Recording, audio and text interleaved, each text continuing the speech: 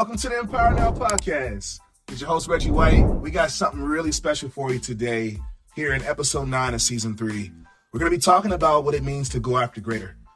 This isn't the typical type of episode when you think about a topic and what we'll talk about. Today is really impactful because I have people that I went to college with and also a married couple that are really walking through things together, which is how God intends for us to do if we're blessed to be able to get married. We are still working through our Embracing and Experiencing Victory series, and it's been so impactful, and I'm hoping today can continue to be impactful for those that's listening. If you have the opportunity to bow with us. I'm going to start us off with a prayer, and then I'm going to introduce our lovely couple to the listeners. With that, bow with me. Lord, I'm so grateful for the time that you're giving us to be able to come together. You say when 2 or 3 in the midst, that you're in the midst for those that believe. So, Father, I pray that we can be able to really lean into what you say, do, what you tell us to say, and that this conversation can be a blessing for someone. This conversation can be a motivator for somebody that's out there looking for their helpmate and helpmeet. And Father, I pray that you can be able to just use this conversation to be an example of what happens when you learn how to move yourself out the way and yield. So Father, I pray that you can be able to remove any distraction spirit, help our minds and hearts be clear and in the right mindset for what we talk about. Help us to be able to be just in a mindset where we're working to edify one another, but also to uplift you, Lord, so we can bring others to you.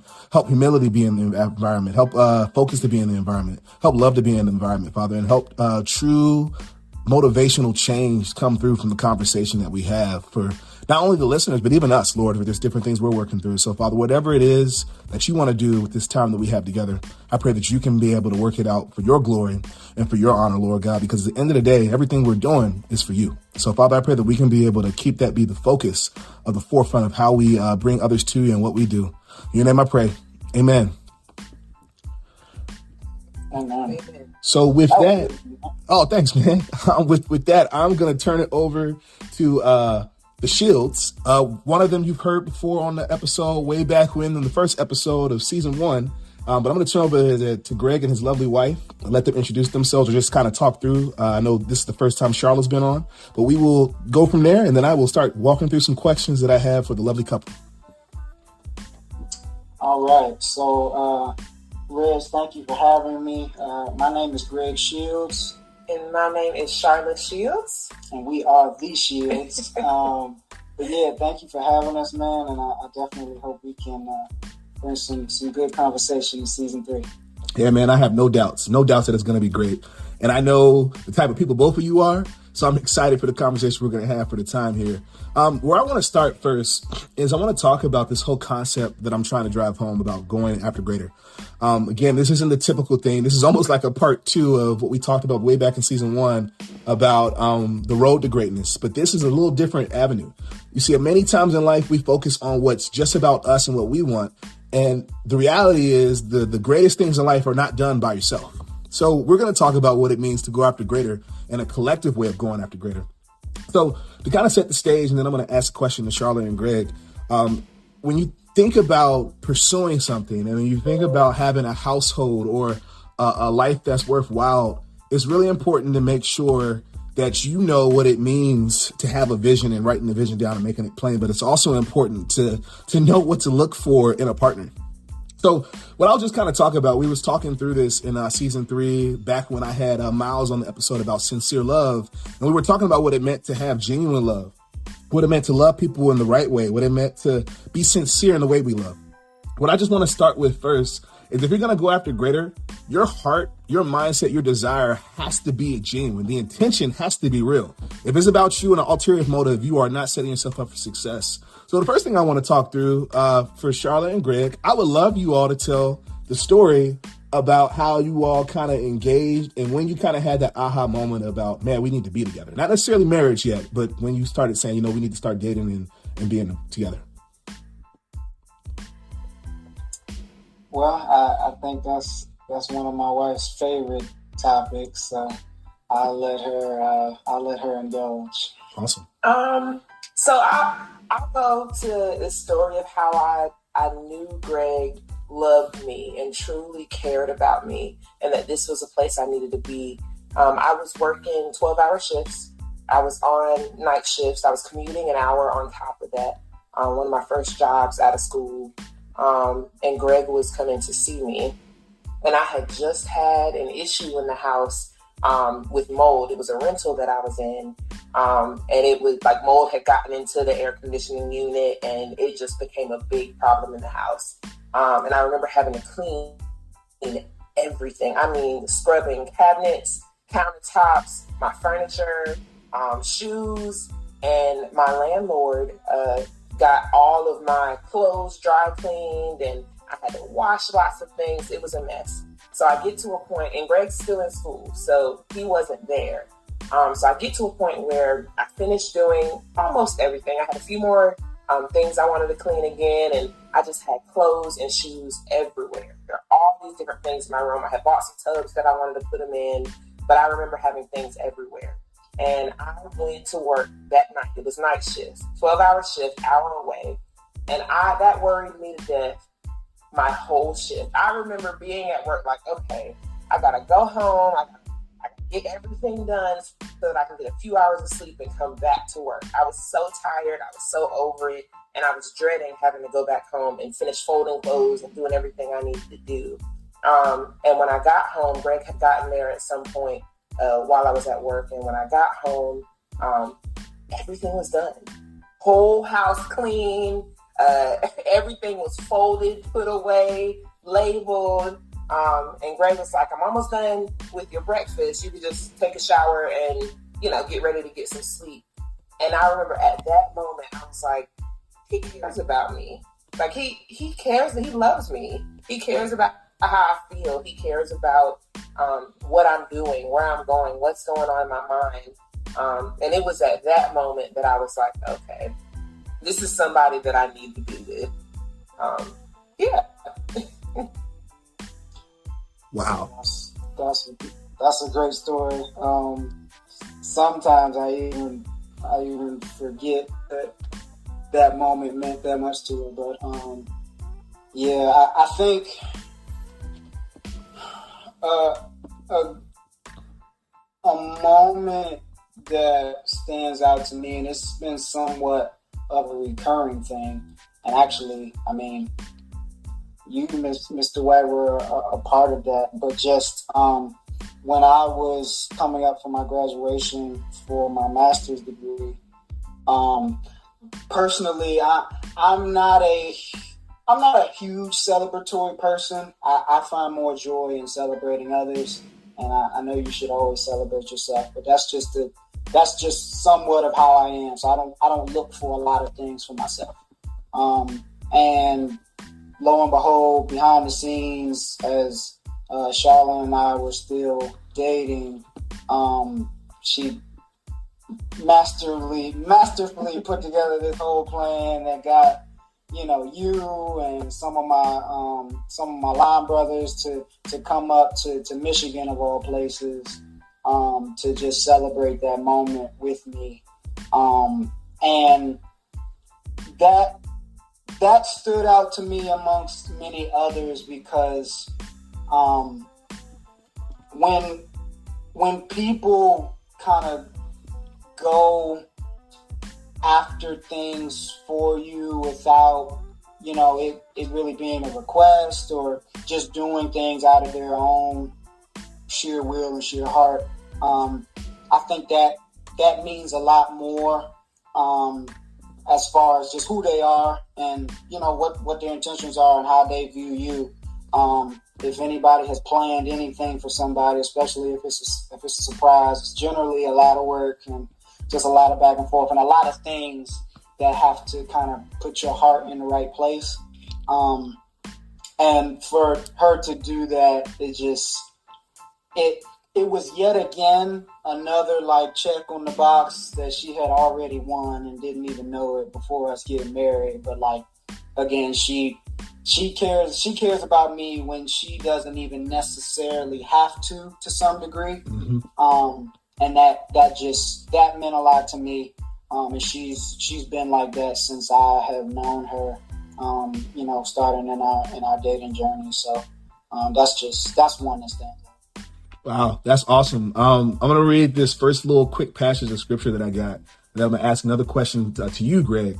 But that's so powerful just to react to both what you all are saying, because both of you are highlighting those aha moments of like, wow, this person cares. This person genuinely loves me. This person is, present. And I think we all know, what resonates most for us. It's almost like when you think about like acts of kindness or quality time, the different type of love languages. You guys are learning, each other's love language and being able to apply that in the actual relationship, which is huge. I'm going to read Proverbs 18, verse 22. And it's coming from the New King James Version. It says, "He who finds a wife finds a good thing and obtains favor from the Lord." Read it one more time. "He who finds a wife finds a good thing and obtains favor from the Lord." So, Greg, the question that I have for you, and then we'll start diving into our actual topic about going after greater, but how have you experienced favor from God, from the Lord, from being able to find Charlotte? Oh, my God. Man, first of all, that scripture was a part of our wedding ceremony. I don't even know if you remember, and for the listeners, Reggie was one of my groomsmen in my wedding. But that was a part of, I even think, my vows. Now that I think about it, and it's because of her. Like she has always highlighted the second portion of that verse, which I believe gets overlooked as far as, being in alignment to have favor from God because of that choice and covenant that you make with your partner. And so how God has shown favor to me through her, I could go down a rabbit hole of things. She helped me to get out of debt with us being able to come together as one. And it's been something that has been on my plate for years, and her and I have talked about it a lot.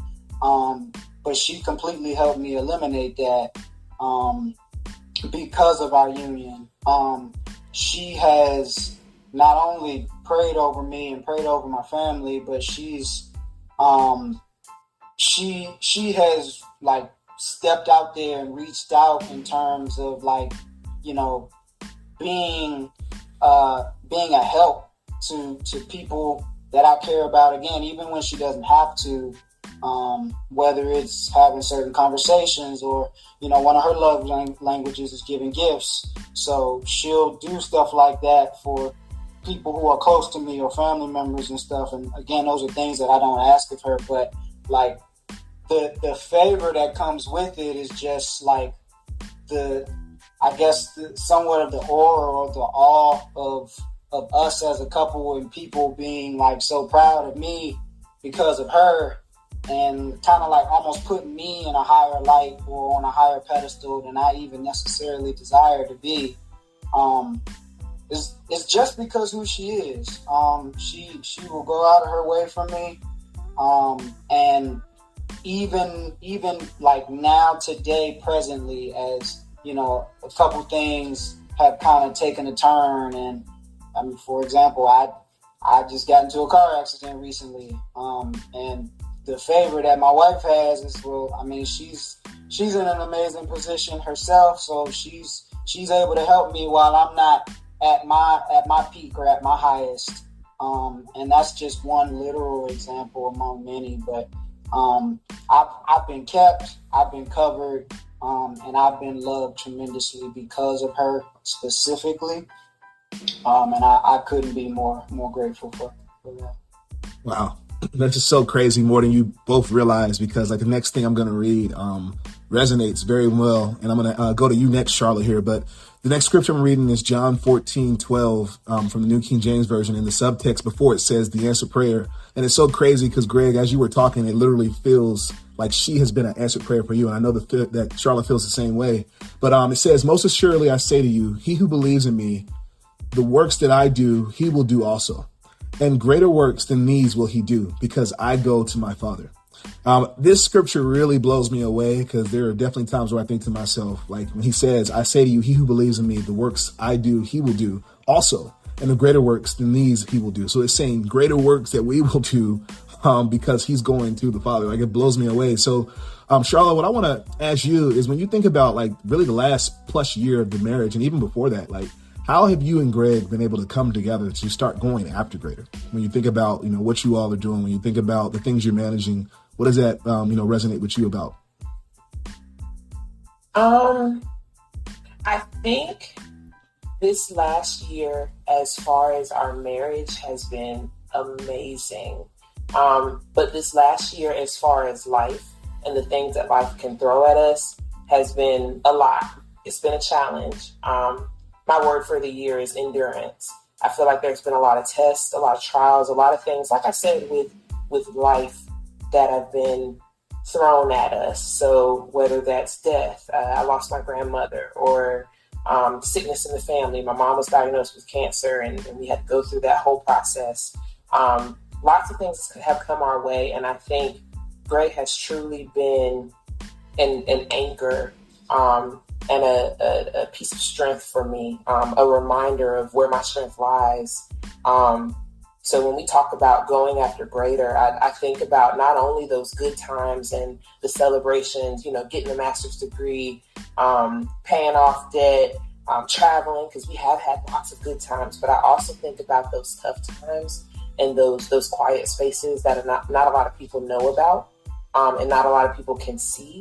And in my quietness, or in my battles that I feel like I'm losing, I've had a partner that's come in and said, "No, that's not how my guy works. We're going to do this together. We're going to make sure we stay prayed up.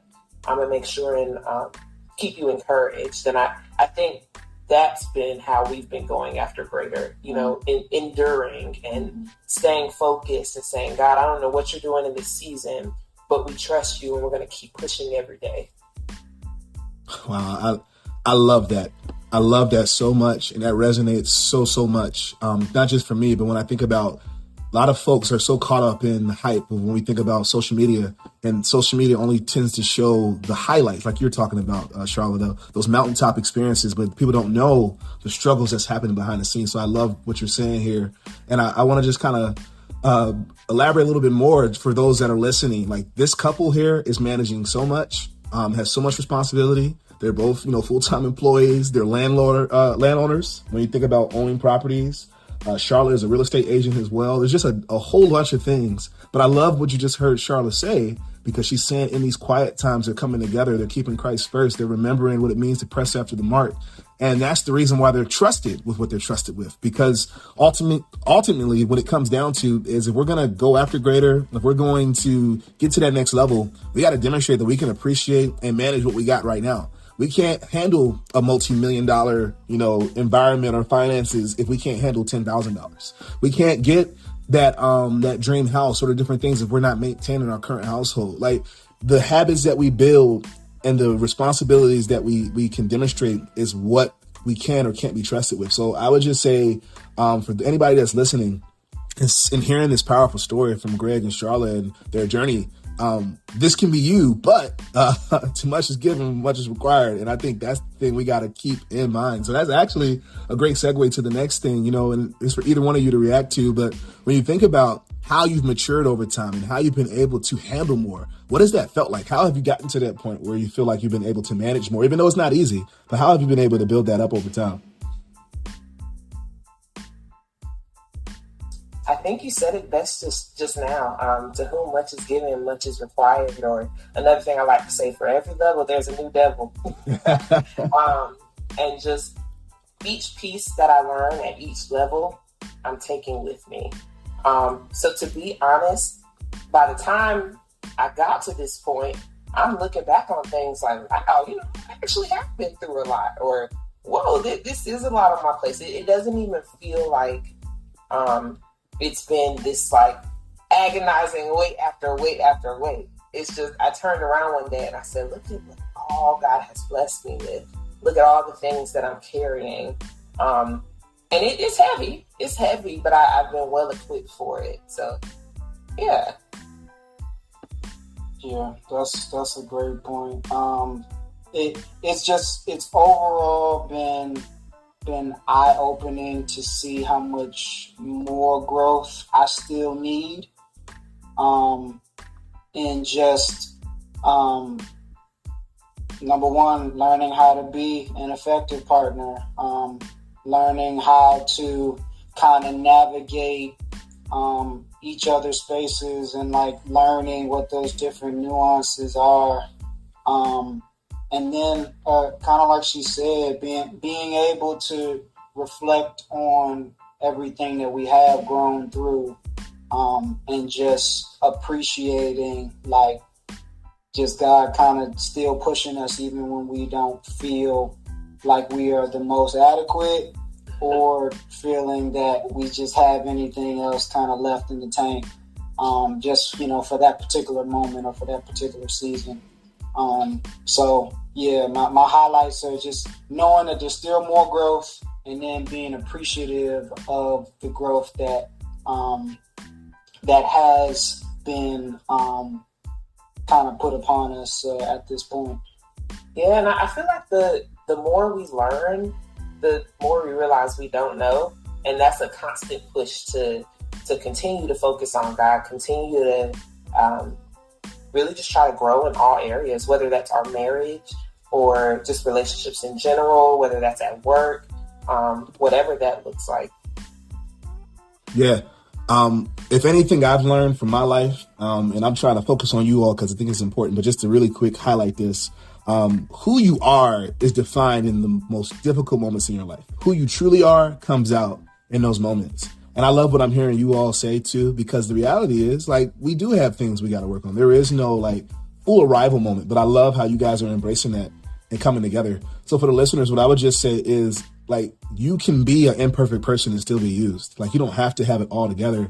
And even when we think about going after the greater, like how marriage should work is it's not that you're one half and the other person another half and you make a whole. How it should be is you're two whole people coming together to be able to go after something in a way that's pleasing in his sight, but also being able to lift each other up, being able to be those anchors for each other and have each other's back and be able to walk through the challenges. So I would just say, like, it's not about fully arriving or having it all together. It's about being able to understand that I still have room to improve. There are still things that I can work on and kind of press towards. And then if you surrender and say, you know what, Lord, guide me into all truth, show me the way, he's going to do that. But we have to kind of submit and then also acknowledge when we do fall short or when we do mess up. That doesn't mean we have to stay down. So I love what you all are saying. And it's so crazy because as you guys are talking, it's really resonating with some other things I'm thinking through and things I'll ask. But I'll read this last passage of scripture that I got, and we'll kind of keep having the conversation and talking. But I'm coming from Romans 8, verses 26 through 31. And this is a New King James Version. It says, likewise, the Spirit also helps in our weaknesses. For we do not know what we should pray for as we ought, but the Spirit himself makes intercession for us with groanings which cannot be uttered. Now, he who searches the hearts knows what the mind of the Spirit is, because he makes intercessions for the saints according to the will of God. And we know that all things work together for the good of those who love God, to those who are called according to his purpose. For whom he foreknew, he also predestined to be conformed to the image of his Son, that he might be firstborn among many brethren. Moreover, whom he predestined, these he also called. Whom he called, these he also justified. And whom he justified, these he also glorified. What then shall we say to these things? If God is for us, who can be against us? And I'm like smiling as I read that last part, because that everlasting love is from God is the subtext. But it talked about, with all the things I just read from 26 down, if God's for us, who can be against us? How does that resonate for you two? When you think about that, like if God is for us, who can be against us? How have you been able to, take that mindset into the marriage, into life to really go after this thing? Man, I think what has stood out the most throughout our entire journey is even when we have fallen short of being at our best for each other, or ordering whatever steps in the proper way that we think is supposed to happen, like God still has stepped in and steps in to take care of all of our needs and problems and issues. That's what I got from the passages that you were just reading, and you've picked some really, really good ones to highlight. So shout out to you on that. But yeah, like what he has constantly reminded me, and he has constantly reminded us that he is going to take care of it, even if we don't see it. So if we keep that in mind, if we keep that at the forefront of our day-to-day lives, day-to-day activities, and our day-to-day mindset, then we are going to be okay. It is up to us to continue to like pull from that source and read that as your daily reminder. Put something like that as the screenshot of your phone every time you open it up. Like just having that constant reminder that he is taking care of it. And so even when you fall short, he's going to come through. You just got to allow him to do that and be open enough to receive it. Yeah, when I hear those scriptures, the first thing that comes to mind is one of my testimonies, because he keeps making ways out of no way. Mm-hmm. And he's done that for me my whole life. And when me and Greg got together, we were distanced for a long time before we were able to be in the same place. And I remember a time even during that where I was like, man, I don't know how this is going to work. Like, I believe this is who I'm supposed to be with, but he's far away. He's in Detroit. I'm in Savannah. I don't even see how it could work. And yet God came through and made a way out of no way. And when we talk about everything working together for your good, that's what I'm talking about. Like God making things happen. God saying, oh, I got this already planned out. So those scriptures make me think of that. Yeah, I couldn't agree more. And even as I think about what you all been sharing, on this podcast, and also knowing what I know, like I think about what we talk about here in verse 26 about likewise the Spirit also helps in our weaknesses. When we're at our weakest, oftentimes that's when God can really step in and show his strength in our weakness. His strength being made perfect in our weakness. When I think about you all's relationship and how you've been able to work through different things together and continue to work through, again, when you're predestined, when you're called, when he has his hand on your life, there's just so many things that come into fruition. And again, like you all are coming to get together and doing it in his way. And again, it's not perfect. It's not about being perfect, but it's like, who can be against us if God's for us? Like there's nothing that can come our way that will get us to a point where we're going to fall down and then not be able to get back up. Like, no, he can make a way. So what I want to kind of ask next, because somebody's listening is probably thinking to themselves and probably puzzled or confused, like saying, man, like, what do they do? How did they get to this point? What can I do if I'm looking? So like, I would ask this to both of you all, especially in this generation. It's a whole other dynamic of navigating, dating and trying to find somebody to be with, or let alone get towards having a marriage. What like thoughts would you give or advice would you give to somebody that's like trying to find a Christian husband or trying to find a Christian wife, and they just feel like they're like coming to a compromise or coming to doing things half right but not fully right? Like, what would you say if they're like stumbling and trying to figure this out? Yeah, two things. One, I think a lot of people expect to find that perfect person, like that perfect package all put together. No issues they need to work on. They know exactly how to treat them and how to love them right off the bat. And of course, I don't mean that in an extreme way, but generally speaking, people grow and people have to learn within relationships. And okay, somebody might prefer the color red and that's not your cup of tea, but that's okay. Like small things like that are okay if people aren't exactly what you pictured them to be. And I lost my train of thought. I forgot my second one. You can go ahead. I'm thinking of the second one.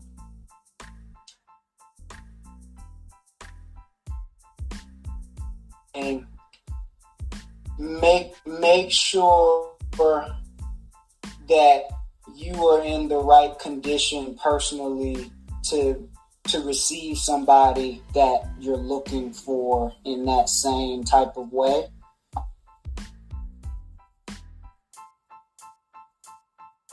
First, you have to be intentional about being and putting yourself in the best position for somebody to see you in that same place, and for that person to be attracted to you. I'm very big on like self-development and self-growth, and just making sure that you kind of have as many ducks in a row as you can so that you can be your best self.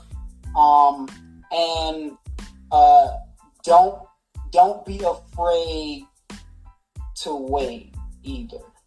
And by waiting, I mean like waiting in a sense of allowing the right things and the right people to come into your center and come into your nucleus. Like it's very difficult to be on the other side of things where you are single and you're still looking for somebody, or you feel like time's ticking, or whatever the case may be for you.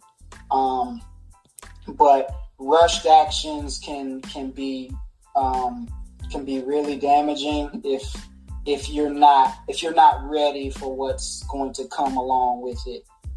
So just being patient with yourself and being patient with your process, whatever that looks like, and just knowing as long as you are preparing yourself personally in the best way, then the chances of you being able to have that person or whatever kind of relationship it is that you're looking for in the right way, it'll definitely come. Yeah. Yeah, and I remember my second thing. Relationships, or when you meet the person that you're supposed to meet, it's not going to be excruciatingly hard. Like, it's just not. You know, relationships themselves can be hard and have some difficulty to them, but it's just going to flow. It's just going to happen. Like, you won't have to suffer for the person that you're supposed to be with. And that's not a knock against anybody or any couples that have been through a lot. I mean, I'm not saying that's a bad thing. What I'm saying is that it doesn't have to be like that. Like, when you meet the person that you're supposed to be with, you know. So I would encourage, especially a lot of the women that may be listening, to relax. When it comes your way, you know, and it flows and it feels good. It doesn't hurt. It's not painful. Yeah, I couldn't agree with you all more. Like, I think it's so spot on. Just a few things I want to add on to, because if anybody's listening and is thinking to themselves like, oh, you don't know my story, or you don't know that how long I've been waiting, I want to be married by this time. Here's what I would say. Sometimes we got to make sure to, like Adam what Greg was talking about, sometimes we got to make sure we're healed. Sometimes we're so busy. We've been in a long-term relationship with somebody. It ended. It didn't go well. And we're comparing people to what our expectations are, or we're comparing to somebody that we used to be with that we felt like we missed the mark on, or we dropped the ball, and we're making an unrealistic and unfair expectation for somebody else to meet. So like even what Charlotte was saying about how people grow, sometimes we got to make sure we're the person that we're looking for. Like, are we the individual that can really be able to uplift and build somebody up, or are we focusing on like my way or the highway, et cetera? So what I would say to the listeners is, don't be afraid to be like destroyed and then built back up. Sometimes we got to get some characteristics out the way and some things and some habits that we got to get rid of before we're ready to handle somebody else. If we can't handle ourselves, we can't love ourselves, we can't love anybody else. So that's what I would say. I want to go to a few more things. So Charlotte and Greg, whoever wants to answer this next one, I got two questions. The first question is, what does it mean to go after greater for yourself? And then the second question is, what does it mean to go after greater for your relationship or your marriage? Good question. But for me, I think going after greater is simply just executing. That's something that I'm still working on to this day. But just making sure, like once I make a plan, or once I have a plan, like really seeing that through, and making sure that I'm just as much of a man of my word as I can possibly be. I think it's important to try to create that structure as best you can, even if it's starting small. Whether it's, health related stuff, or like physical activities, whether it's your prayer life and trying to make sure that like God is is in your vocabulary at some point throughout the day on a consistent basis, whatever that is. Going after greater is just executing the small things repeatedly, and making that an intentional focus.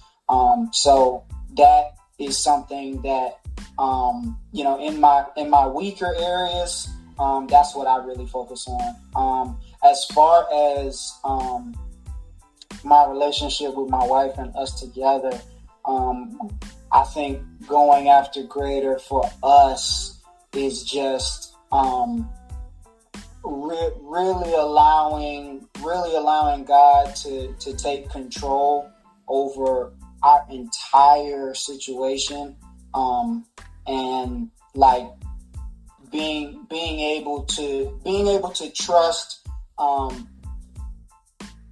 us as his children, but allowing us to trust our guts and trust the fact that, I would say we're two pretty morally sound people that, have good people around us and all of those good things. We have good influences, all of those things. And we're both intelligent people.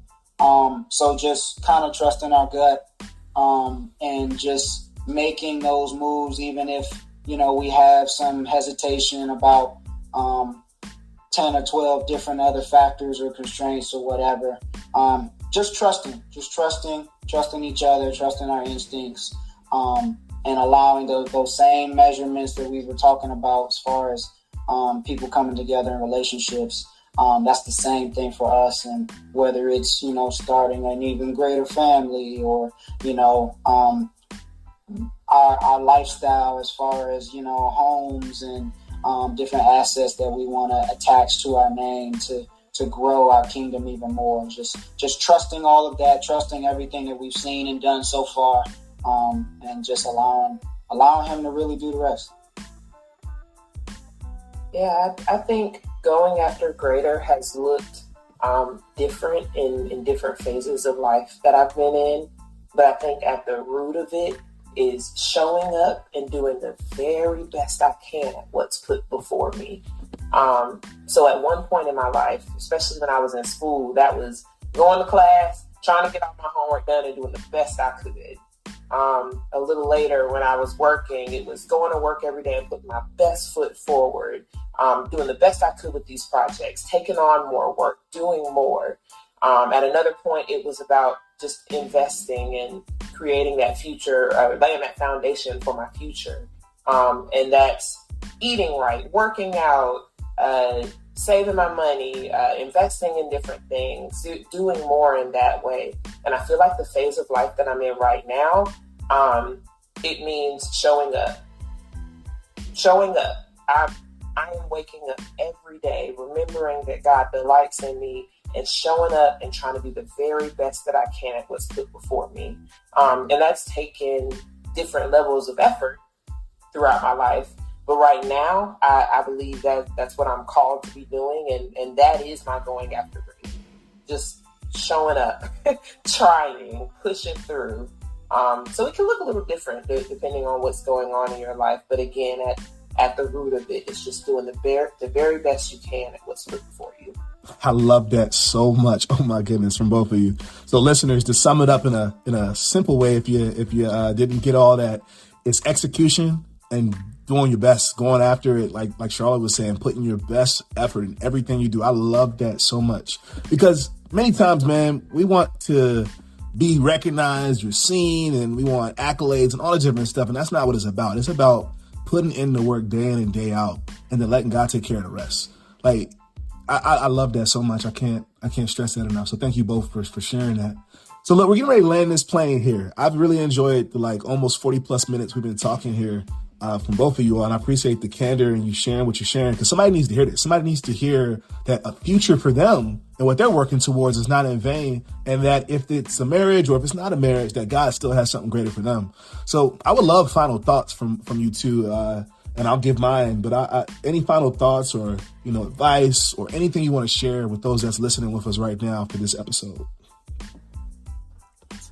Yeah, my final thought, to kind of wrap up going after greater, is just like your choices matter. like your choices are extremely important. Like I have won in making the choice to share my wife with God and covenant. Like that has been one of the greatest choices that I've made. And a part of being able to be comfortable in making that choice is some of the other things that we have talked about, which is just, giving yourself time to grow and heal, putting yourself in the best position to be received and to be a good recipient.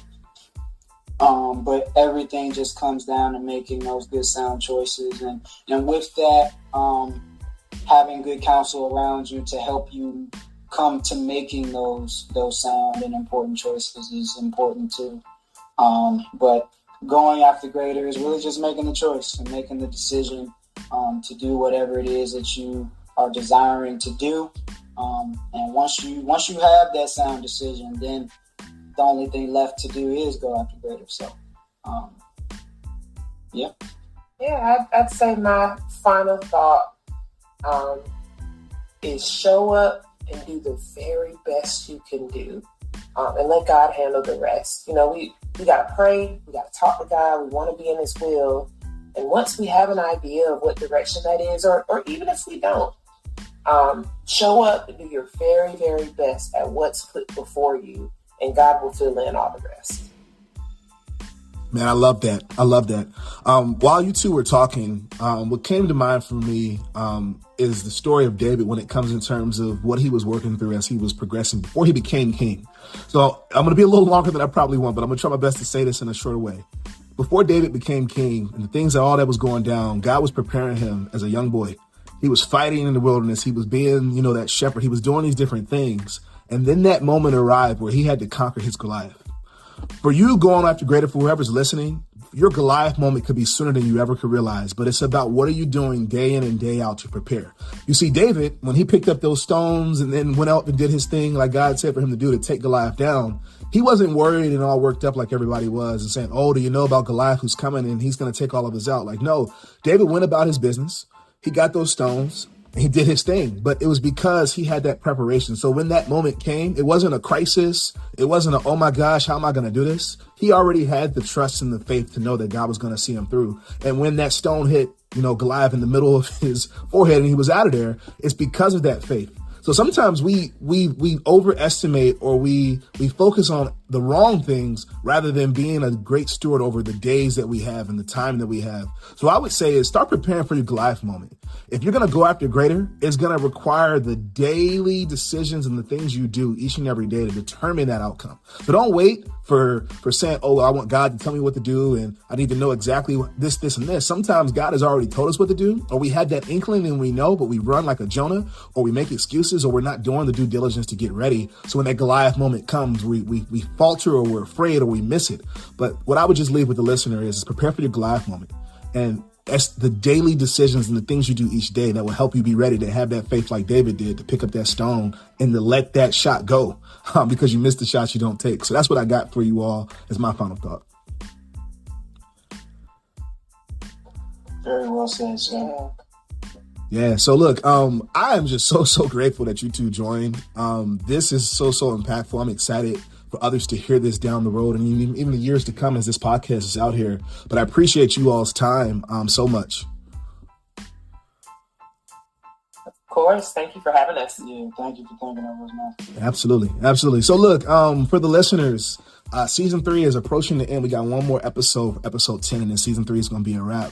But for those that's been listening, I've been saying it for a while. I'll keep saying it. You got to ask yourself this question. When we think about life and we think about what we're doing, how can we empower somebody else right here, right now? Until next time, everybody.